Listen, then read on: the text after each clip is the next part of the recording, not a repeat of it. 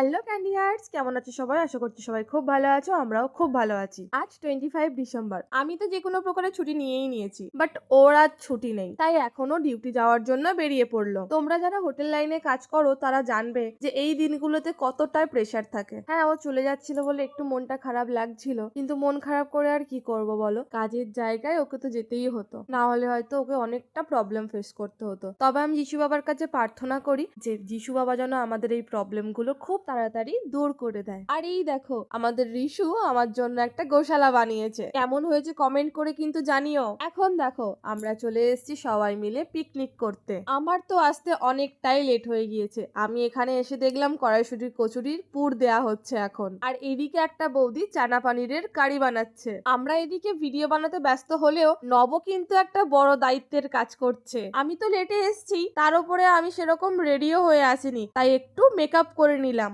এখন এদিকে ব্রেকফাস্টও রেডি। চলো আমরা এখন ব্রেকফাস্ট করে নিই। আজকে ব্রেকফাস্টে ছিল চানা পানিরের কারি আর কড়াইশুঁটি কচুরি। খেয়ে দেখি টেস্টটা কেমন হয়েছে। ও ওয়াও, খুব সুন্দর হয়েছে। আর তোমাদের যদি আমার কথা বিশ্বাস না হয়, এই দেখো সবাই বলছে। চলো এইবার আমরা মেন কোর্সের দিকে এগিয়ে যাই। না না, এখনই খাবো না, এবার রান্না শুরু হবে। আর তার সঙ্গে সঙ্গে দেখে নাও এখানের পুরো জায়গাটা কতটা সুন্দর। চলো এখনের জন্য ভিডিওটা এইটুকুই থাক, এরপরে কি হলো না হলো সেটা দেখাবো নেক্সট ভিডিওতে।